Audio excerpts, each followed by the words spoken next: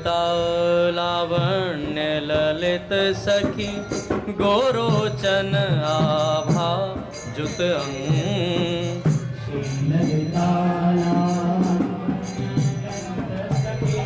गोरोचन आभा जुत विद्युत वर्ण निकुंज निवासिनी वसन रुचिर शिखि पुच्छ सुरंग। निवासिनी वसन रुचिर शिख भुज कह। इंद्रजाल निपुणानित करती परम स्वादु तांबूल प्रदान। जय हो। इंद्रजाल निपुणानित करती परम स्वादु तांबूल प्रदान। कुसुम कला कुशला रचती कल कुसुम निकेतन कुसुम वितान। कुसुम कला कुशला रचित कल कुसुम निकेतन कुसुम वितान। अष्ट सखी करती सदा सेवा परम अनन्य। अष्ट सखी करती सदा सेवा परम अनन्य। अष्ट सखी करती सदा सेवा परम अनन्य। राधा माधव जुगल की कर निज जीवन धन्य। इनके चरण सरोज में बारंबार प्रणाम। करुणा कर दे श्री जुगल पद रज रति अभिराम। हो कब परेगी पुकार तेरे श्रवणन में। कब परेगी पुकार तेरे श्रवणन में। चलो चलो किशोरी वृंदावन में। चलो चलो किशोरी वृंदावन में। कैसी छाई हरियाली याद कुंजन में। कैसी छाई हरियाली याद कुंजन में। चलो चलो किशोरी वृंदावन में। वृंदावन में करन लगे फिर अजगरी बोलत कुटिल सुभाए। तेरी कुटिल कटाक्ष लखी को न जाए बोरा। हो कैसो भरो है मिठास न बैनन में। कैसो बैनन में। चलो चलो किशोरी वृंदावन में। लोरी किशोरी वृंदावन में। ये पपीहा प्यो प्यो रटत मोमन करत उदास। है अधीन मांगत मनो श्री वृंदावन वास। हो कब परेगी पुकार तेरे श्रवणन में। कब परेगी पुकार तेरे श्रवणन में। चलो चलो किशोरी वृंदावन में। चलो चलो किशोरी वृंदावन में। मोह लजावत वृथारी तुम रस प्रेमी भृंग। श्याम करत विनती यह अनुदिन राखो संग। हो मेरो जन्म सफल पग परसन में। मेरो जन्म सफल पग परसन में।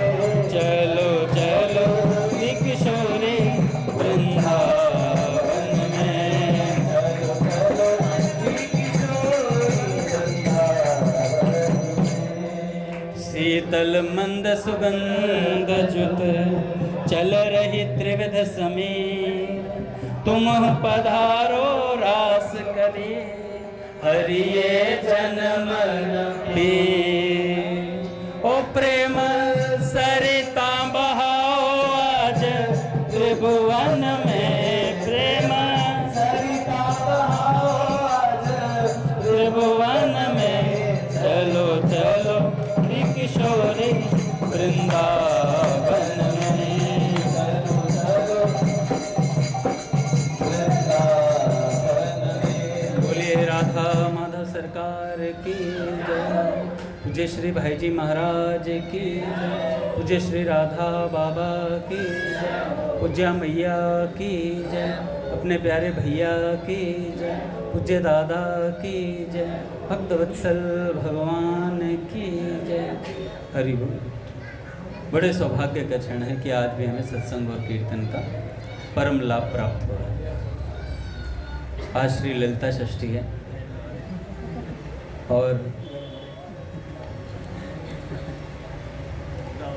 श्री ललिता जी का प्राकट्य उत्सव है और बलदेव छठ भी है।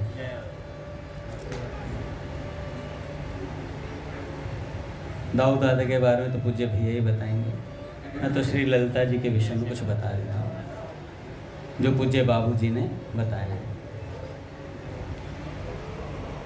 एक बार श्री राधा जी प्रसन्न हुई तो सोचने लगे कि मेरे जैसी गिरधर, मेरे जैसी कोई सखी होती तो मैं उसके साथ खेलती। श्री राधा जी के मन में आई, तुम इधर आ जाओ आगे, इनका संग छोड़ दो थोड़ी देर।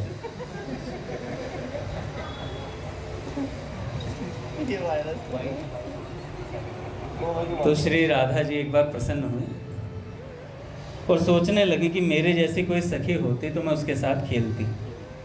इतना सोचते ही उनके अंग से एक सखी प्रकट हुई जो श्री ललिता जी बन गई। वो उनकी अंतरंगा सखी हैं।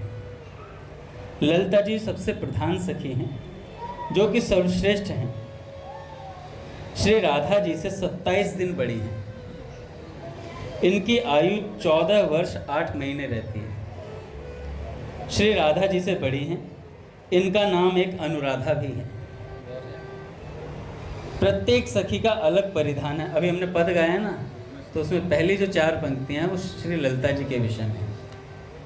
ध्यान नहीं दिया होगा आप लोगों ने, ऐसे ही चल रहा है हवा में, कोई बात नहीं। गालियाँ इतना ही बहुत है, ये भी कृपा है हम लोगों पर। तो ललिता जी प्रत्येक सखी का अलग परिधान है, अलग कुंज है, ऐसा भैया भी बताते हैं और ऐसा बाबूजी ने भी वर्णन किया अपने पद रत्ना करके। ये जो पद आज हमने भी गाया, इसमें 8 सखियों का वर्णन है। पद संख्या याद कर लो, पद संख्या 48। कभी घर पे मन आए तो पढ़ लेना, है ना, आनंद में हो जाओगे। संत गोपी भाव को पाने के लिए तपस्या करते हैं। ललिता जी की आज्ञा बिना रास में प्रवेश नहीं है। जब रासलीला शुरू हुई तो करोड़ों सखियां थी। ये पूर्व जन्म के संत, वेदों की ऋचाएं थी, जिन्होंने भगवान से उनके साथ विहार मांगा था। तो जब रास शुरू होता है उसमें पुरुषों का प्रवेश नहीं था। ललिता जी द्वार पर खड़ी थी। ललिता जी की आज्ञा के बिना कोई प्रवेश नहीं कर सकता था। जब भगवान शंकर आए तो ललिता जी ने मना कर दिया। भगवान शिव ने कहा कि श्री कृष्ण हमारे आराध्य हैं, तो ललिता जी ने कहा कि यहाँ ब्रज में कृष्ण के अलावा और कोई पुरुष प्रवेश नहीं पा सकता। तब शिव जी ने कहा मैं क्या करूं? तो ललिता जी ने कहा, उन्हें गोपी श्रृंगार करवाया,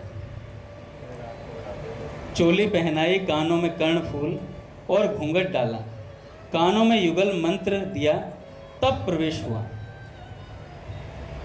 कहने का अभिप्राय ललिता जी शिव जी की गुरु हो गई, क्योंकि युगल मंत्र का उपदेश दिया।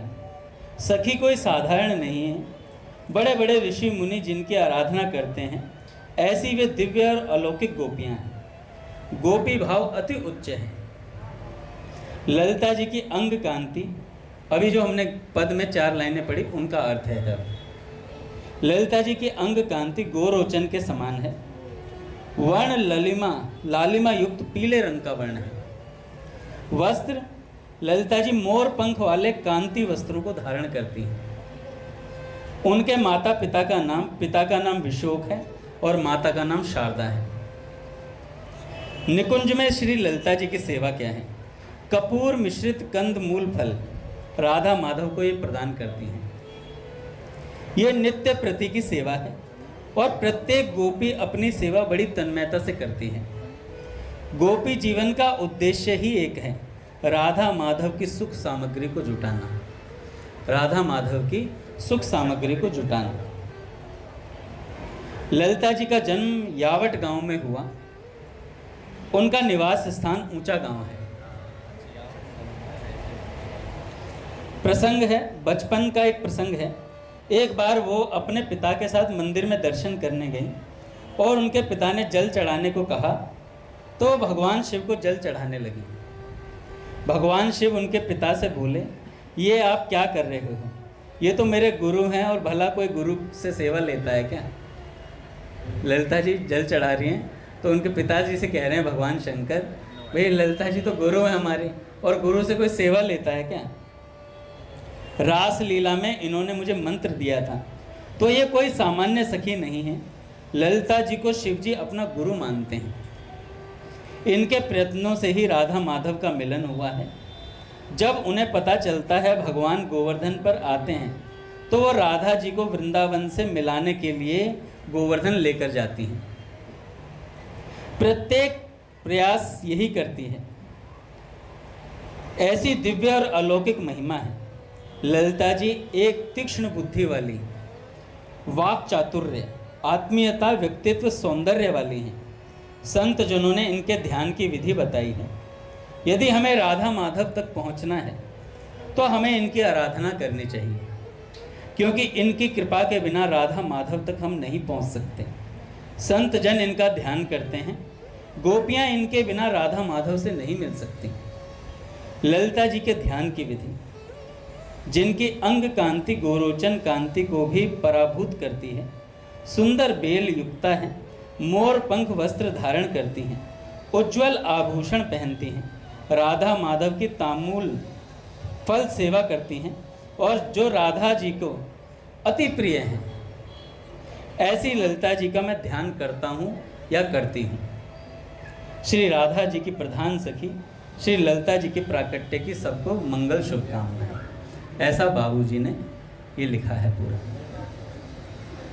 बड़ा सुंदर अष्ट सखियों का वर्णन है। देखो, हमें बड़े श्लोक नहीं समझ में आ सकते कि हम श्लोकों से ललिता जी के बारे में कोई स्तुति कर सकें, लेकिन बाबूजी के पद संख्या 48 की पहली 4 पंक्ति अति सरल भाषा में है और उसमें आपको समझ में आ जाएगा ललिता जी का क्या कार्य है, क्या सेवा है। तो आराम से हम उस 4 पंक्तियों को रोज गा सकते हैं, है ना। ऐसे अष्ट सखियों का वर्णन है उसके अंदर। पट खुलेंगे क्या? चलो।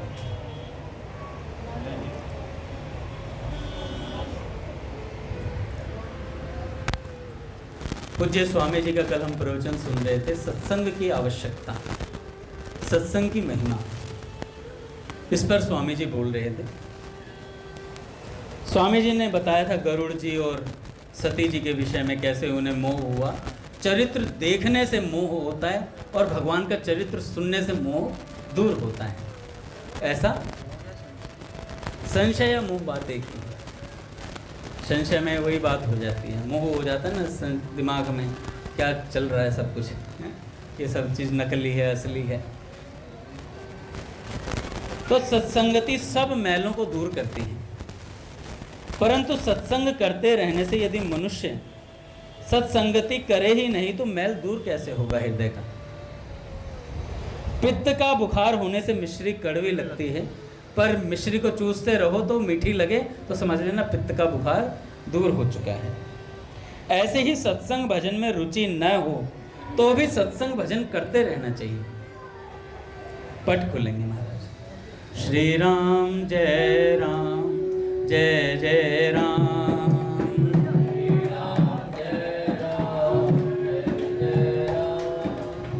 श्री राम जय राम, जय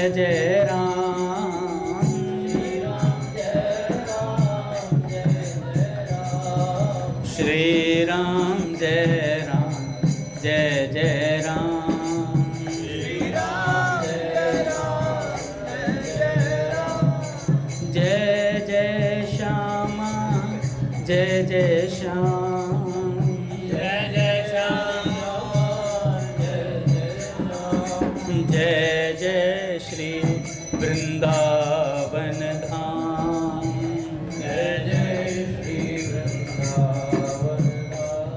बोलिए राधा माधव सरकार की जय, कृष्ण बलराम की जय।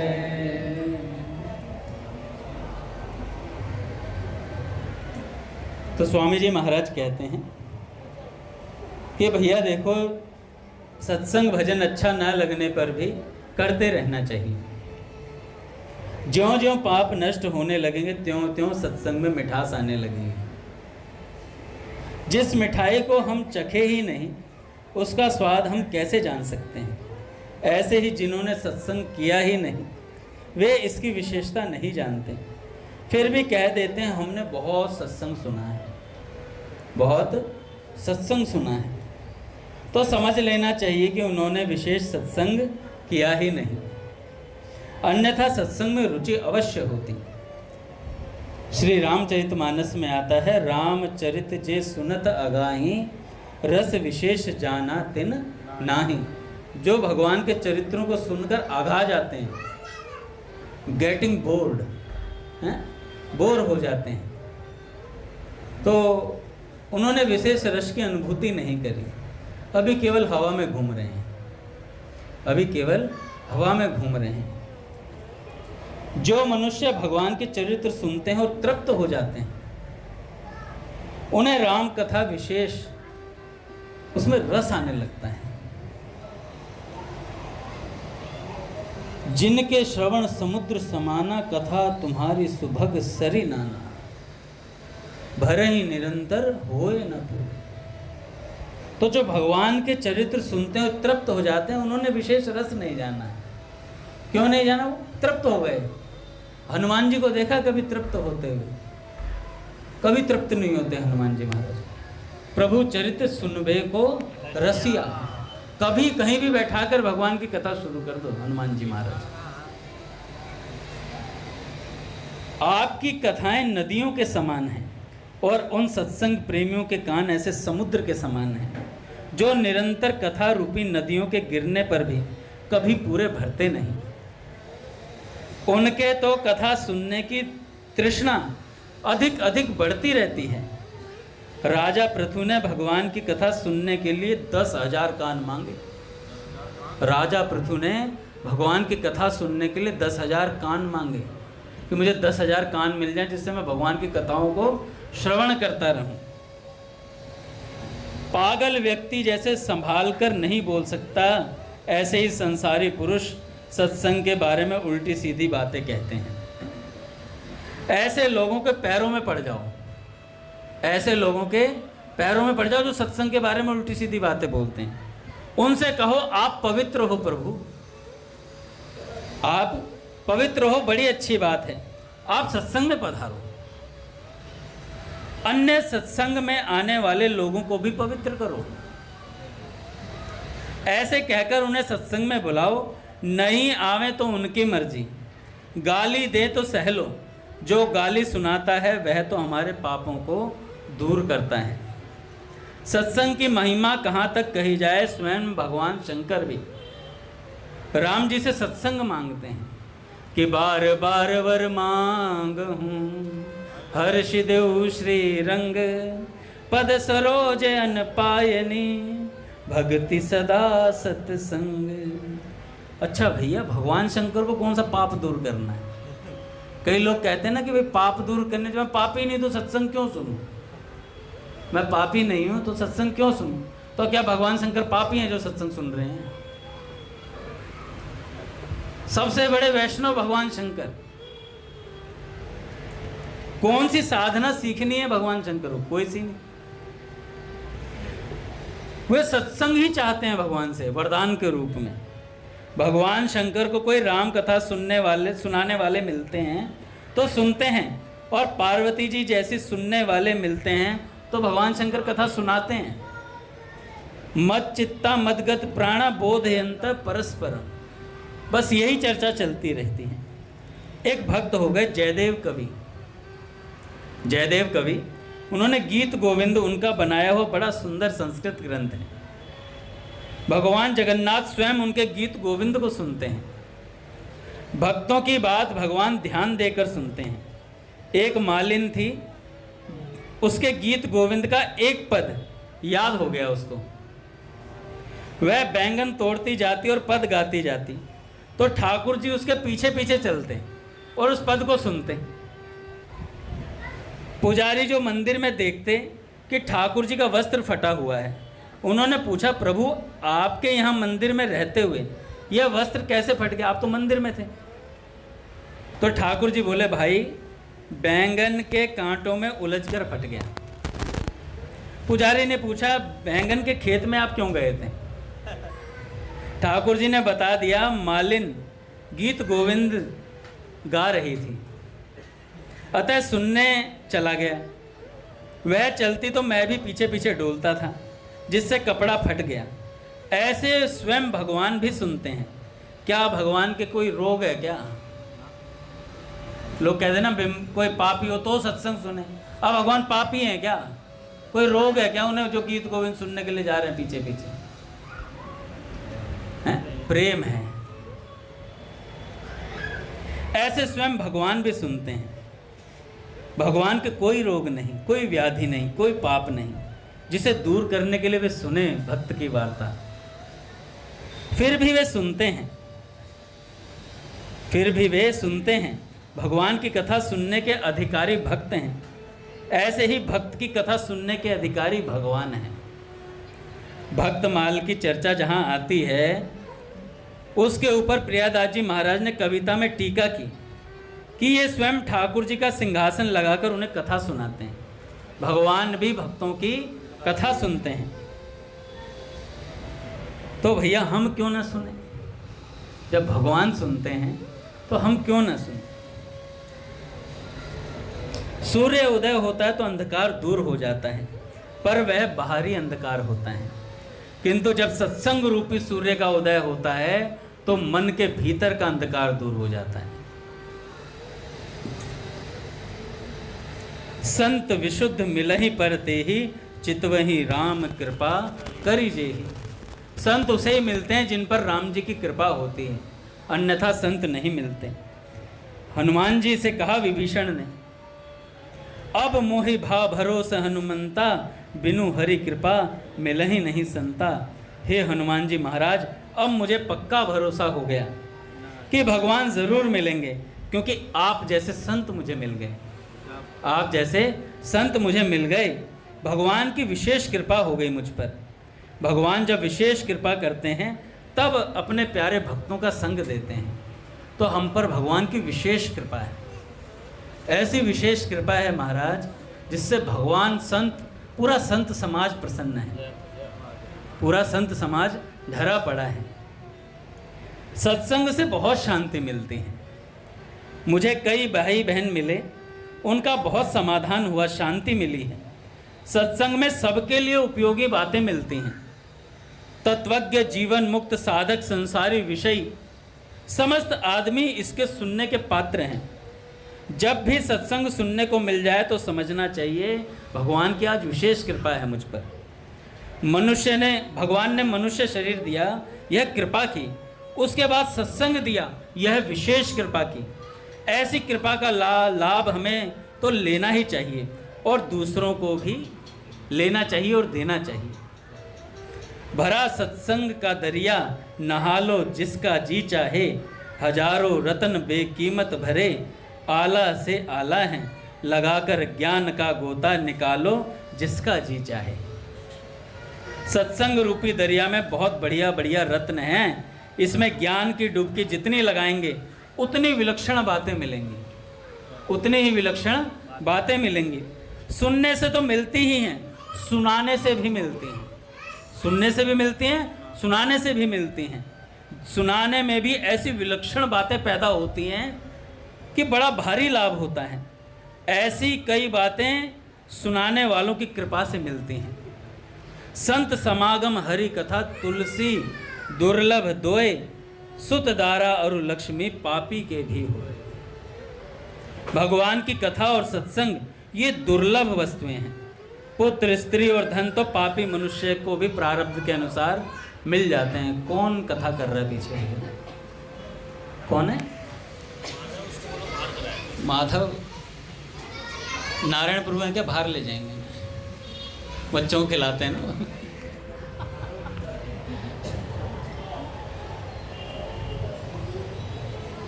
तो संतों ने भी मांगा है। क्या मांगा? राम जी साधु संगत मोहे दीजिए, वारी संगत दो राम जी पल भर भूल ना होए।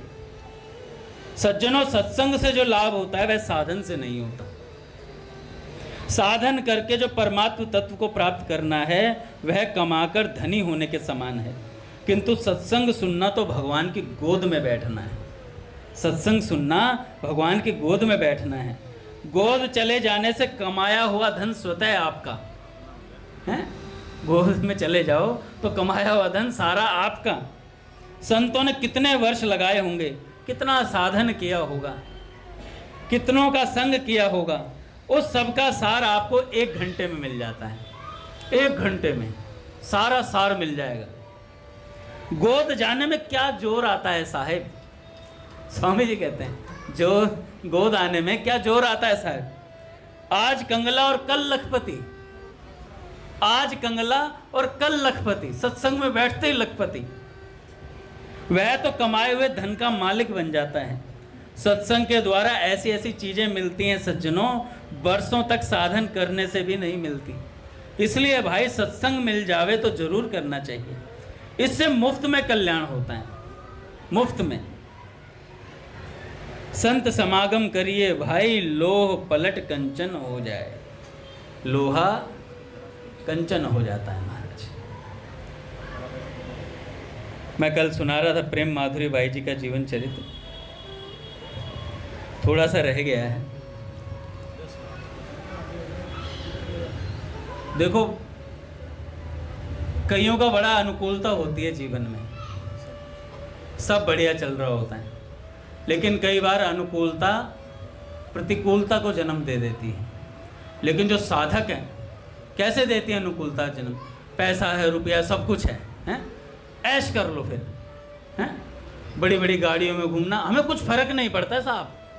भैया काजल की कोठरी में कितनों ही सयान हो जाए, 1 लीक काजल की लागी है भाई, लागी है। आप कितनी सावधानी बरत लो, हमें कुछ फर्क नहीं पड़ता। एसी में बिठा लो चाहे कैसे बिठा लो, पड़ता है। 4 बार एसी में बिठा देना और 5 बार ई रिक्शा में बिठा दिया, 5वीं बार में मुंह बन जाता है, मुंह बन जाता है कि मुझे स्कॉर्पियो में नहीं बिठाया गया भैया के साथ एसी में, मैं ई रिक्शा में गया, ये मेट्रो स्टेशन तक वाटिका जाना था, वाटिका गया, मुंह बन गया। यहाँ कोई मुंह उतारने नहीं आता, ना कोई मनाने आएगा तुम्हें, खुद ही मनना होता है, खुद ही मनना होता है भैया। और संत मनाएं, आपके हाथ पैर जोड़ें, इससे बड़े शिष्य का, इससे बड़ा कोई घाटा नहीं है कि संत आकर के आपके हाथ पैर जोड़ें और मनाएं कि मेरे बाबू सोना राजी हो जा। ऐसे सोने को तो तांबे में बदल दो। तो मैं बता रहा था प्रतिकूलता। पूज्य बाबा कहते हैं जो भगवान का भजन करता है, भगवान के शरण रहता है, उसकी प्रतिकूलता भी अनुकूलता में परिवर्तित हो जाती है। कैसे हुई? एक बार एक ज्योतिषी थे और वो सबका बड़ा अच्छा ज्योतिष बताया करते थे। पूज्य मलुकपीठ सरकार ने घटना सुनाई, प्रत्यक्ष की है। तो उन ज्योतिषी जी ने क्या किया, उनसे कोई पूछने आया होगा, तो उन्होंने कहा कि भाई देख, किसी से पूछ लिया वो साधक वगैरह ने, किसी ने, तो उन्होंने, संत थे कोई, उन्होंने पूछ लिया कि मेरी मृत्यु कैसे होगी।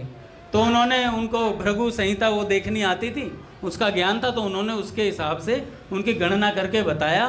तो उन्होंने कहा तुम्हारी मृत्यु ट्रेन के नीचे कटने से होगी।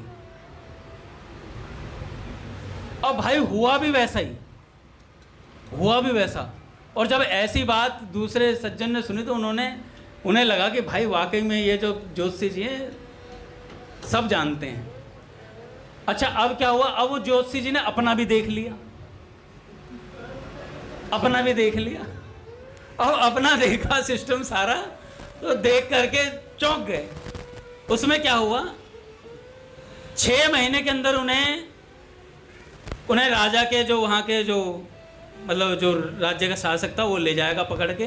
जब ले जाएगा तो वहाँ पर राजा के सामने एक स्त्री उन पे गलत आक्षेप लगा देगी और उसके चक्कर में इन्हें सज़ा मिलेगी, मृत्युदंड मिलेगा और क्या नाम है, इनकी सारी संपत्ति जब्त कर ली जाएगी। ऐसी ऐसी घटना उनको अपने ज्योतिष में देखने से पता चली। जब पता चली तो उनके तोते उड़ गए, कह रहे भाई मेरी मृत्यु भी है। अब क्या हुआ, अब वो एक संत के पास गए। संत का मुझे नाम ध्यान नहीं आ रहा, मैंने सुना तो था, ध्यान से नहीं सुना शायद आज सत्संग। तो नाम जब उन्होंने ज्योतिषी जी ने कहा तो उन्होंने कहा कि देखो भाई बात ऐसी है, सारा ज्योतिष रख दो साइड में, मैं एक बात कहूँगा वो मान लोगे तुम? कह रहे हाँ बिल्कुल मानूंगा।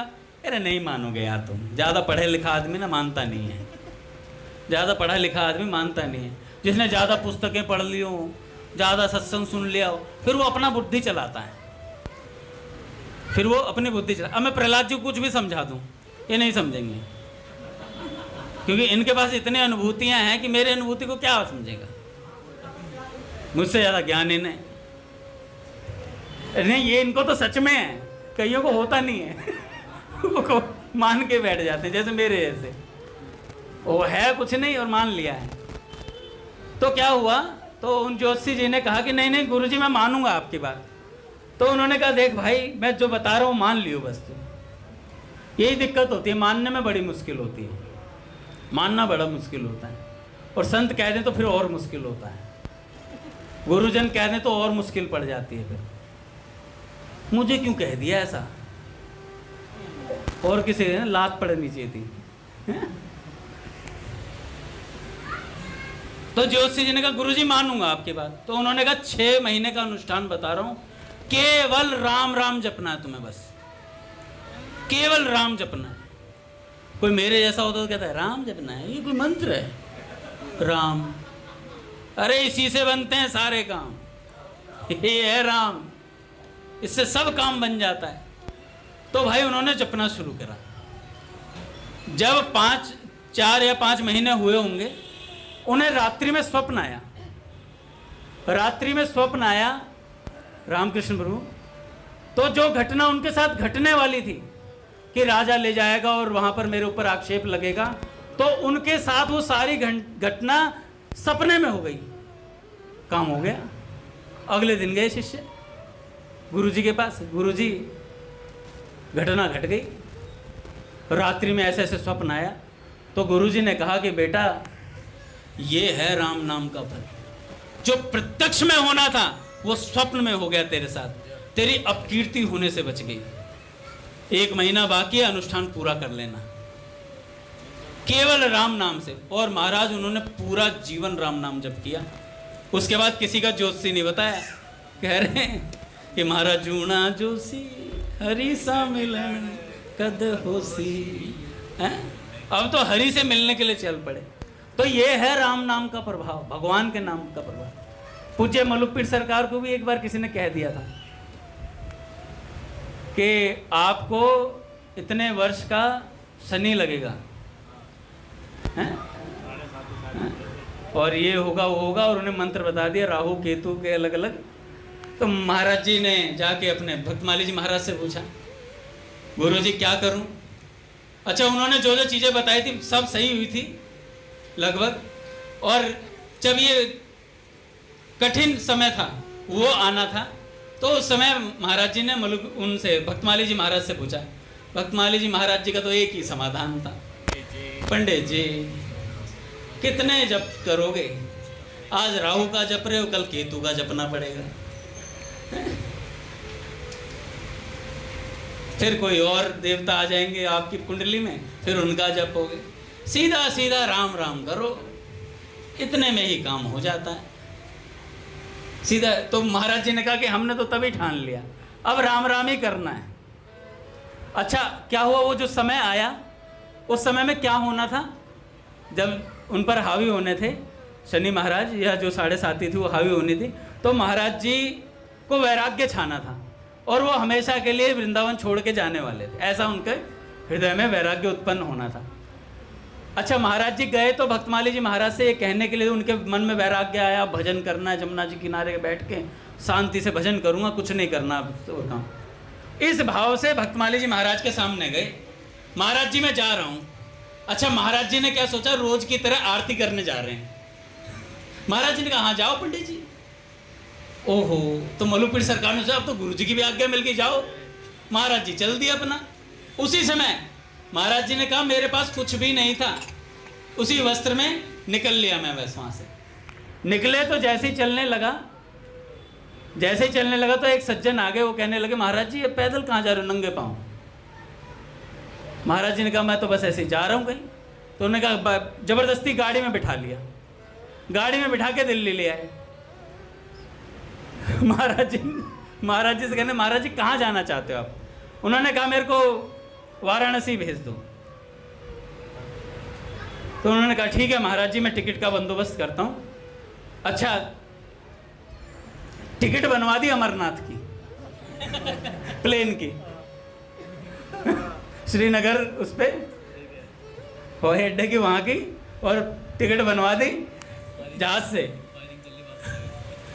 महाराज जी ने कहा कि भैया टिकट कहाँ की है। कह रहे महाराज जी जाना ही तो था आपको, वाराणसी भोले शंकर के पास जाना था, अमरनाथ में भी शंकर भगवान ही है, वहीं चलते हैं। और प्लेन में बिठा लिया, ले गए अमरनाथ जी के दर्शन करवाए, वहाँ सत्संग हुआ, कथा हुई और वापस ला के वृंदावन छोड़ दिए। महाराज जी कहने लगे जितना समय हम वहाँ रहे सत्संग हुआ और कुछ नहीं हुआ, और जो हमारी वो 7.5 थी वो सब थी वो कट गई और हम वापस आ गए। कहने लगे न हमारा ना रुपया लगा ना कुछ लगा, पैदल भी चलना नहीं पड़ा, कह रहे प्लेन की सवारी। तो महाराज जी कह रहे थे देखो राम नाम जप से प्रतिकूलता भी अनुकूलता में परिवर्तित हो जाती है। प्रेम माधुरी बाई जी ने वृंदावन में जाना स्वीकार किया, वृंदावन में रहने लगी। एक घटना देखी, सांसारिक घटना, कि एक लड़का लड़की किसी भी तरीके से अलग नहीं होना चाहते, कहने लगे फांसी लगा दो लेकिन हम साथ में रहेंगे। ऐसी घटना देखी तो प्रेम माधुरी बाई जी ने उस घटना से शिक्षा ली। क्या शिक्षा ली कि जब ये लौकिक प्रेम के लिए अपने प्राण तक की आहुति देने को तैयार हैं तो मैं तो भगवान से प्रेम करती हूँ। और सदा के लिए वृंदावन आ गई महाराज, गौरांग दास बाबा का सत्संग किया और भी अनेक रसिकों का सत्संग उन्होंने किया। प्रेम सरोवर पे मैंने बताया था कि कैसे उन्हें रात्रि में प्रकाश दिखाई दिया। तो रात्रि में जब प्रकाश दिखाई दिया तो श्री जी से कहने लगी, क्या कहा श्री जी से कलम ने सुना था कि स्वामिनी जब इतनी कृपा करती हो कि प्रकाश दिखा देती हो तो दिखती क्यों नहीं हो मुझे?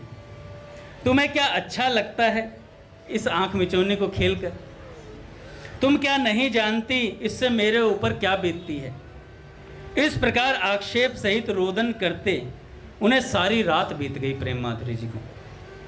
प्रातः एक बालिका ने उनके निकट आकर उन्हें पीलू के फल देते हुए कहा, देखो ये कैसे मीठे हैं। फल देकर वह जाने लगी और देखते देखते अंतर्ध्यान हो गई। इस प्रकार छद्म वेश में राधा रानी की कृपा प्राप्त करके वे कृतकृत्य हो गई। 11 वर्ष पश्चात वे फिर गुरु भाई बहनों के आग्रह से वृंदावन में शुक भवन में आकर रहने लगी। जाते ही उन्होंने श्रीमद् भागवत सप्ताह का आयोजन किया। पाठ के अंतिम दिन लगभग 100 वैष्णवों को जिमाने की व्यवस्था की। नंदगांव, बरसाना और जयपुर से कई वैष्णव आए थे। श्रीमती शरण घबराए हुए उनके पास जाकर बोले, अब क्या होगा, प्रसाद तो थोड़ा बना है।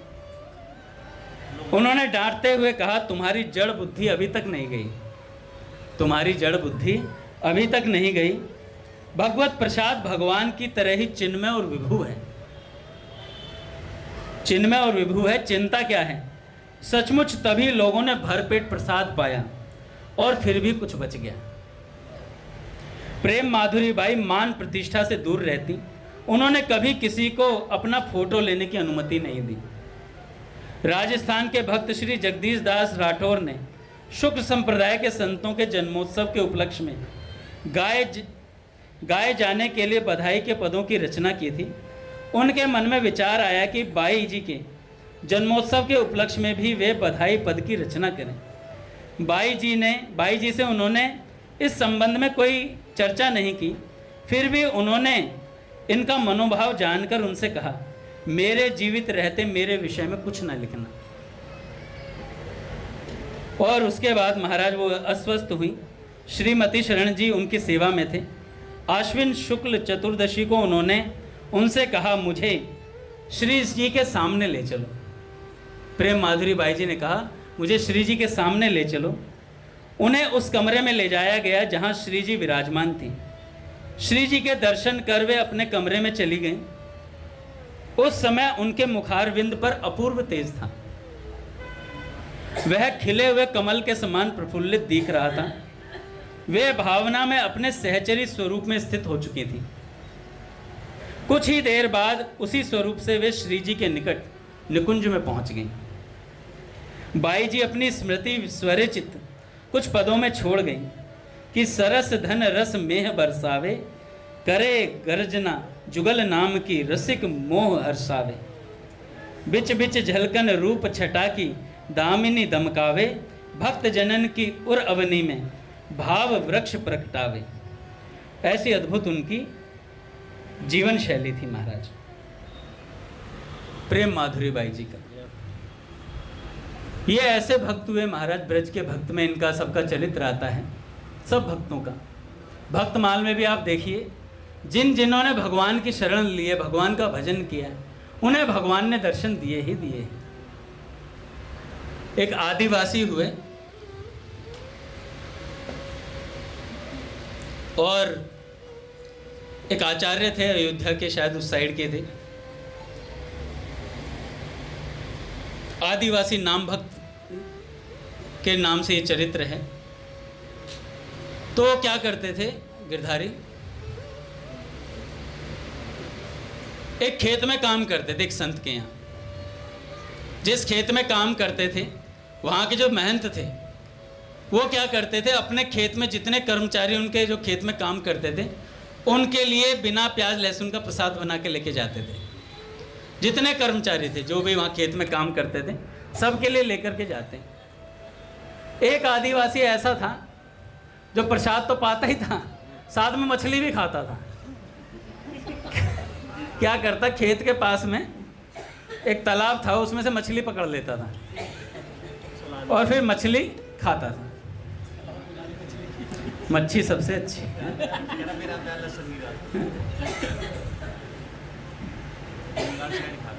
तो मछली निकालता वो। एक दिन उन्होंने, आचार्य जी ने देख लिया मछली पकड़ते हुए।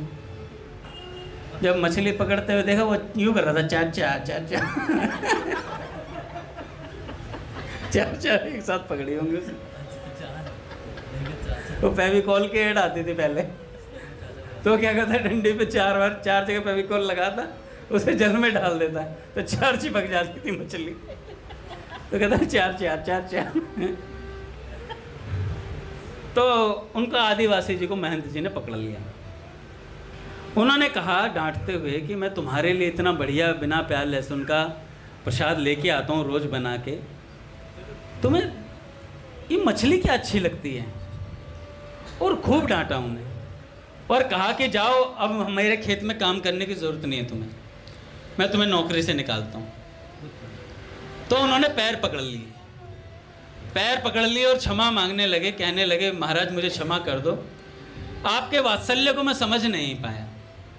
आप हमारे लिए भोजन बना के लाते हो, इतनी मेहनत करते हो, और फिर मैं ऐसी उपेक्षा कर देता हूँ उसकी मांस खाने के चक्कर में। पर मैं क्या करूँ, ये मेरी बहुत बुरी आदत है, मैं इसे छोड़ना चाहता हूँ। तुम्हारा संत हृदय नवनीत समान। संत भगवान ठहर गए, उन्होंने कहा कि देखो तुम सच में छोड़ना चाहते हो? उन्होंने कहा हाँ महाराज मैं सच में छोड़ना चाहता हूँ। तो उन्होंने कहा कि मैं तुम्हें उपाय बताता हूँ कैसे छूटेगा। उपाय है आज से ही तुम सीताराम सीताराम जपा करो। सीताराम सीताराम सीताराम जपोगे तो तुम्हारे ये सारे व्यसन छूट जाएंगे। तो उन्होंने कहा महाराज मैं जप तो लूँगा, पर मैंने तो पूर्व में कितने ही पाप किए हैं, मेरे उन पापों का प्रायश्चित कैसे होगा? तो उन्होंने कहा कि तुम सीताराम सीताराम जपो तो सही, तुम्हारे पिछले सारे पापों का प्रायश्चित भी हो जाएगा। अब भैया वो सीताराम सीताराम जपें, खूब सीताराम मन लगा के जपने लगे। अच्छा, समझने वाला एक बार में समझ जाता है, नहीं समझने वाला फिर वो ढीठ है। पर ढीठ भी सुधरते हैं सत्संग में आने से। 60 सुधरई सत्संगति पाई, 60 भी सुधर जाते हैं, पर वो आता रहे। जब गंगा जी में इतने बड़े बड़े पहाड़ टूटकर गिरते हैं, आपने देखा होगा कि जल के स्पर्श से, निरंतर बहते हुए जल से उनमें भी आकार आ जाता है, गोल हो जाते हैं, वो भी उनका नुकीलापन खत्म हो जाता है। तो हमारा नुकीलापन सत्संग की गंगा से ना मिट जाए। पूज्य भैया आ गए महाराज।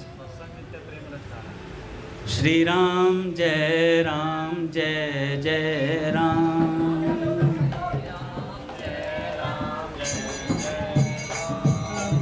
श्री राम जय राम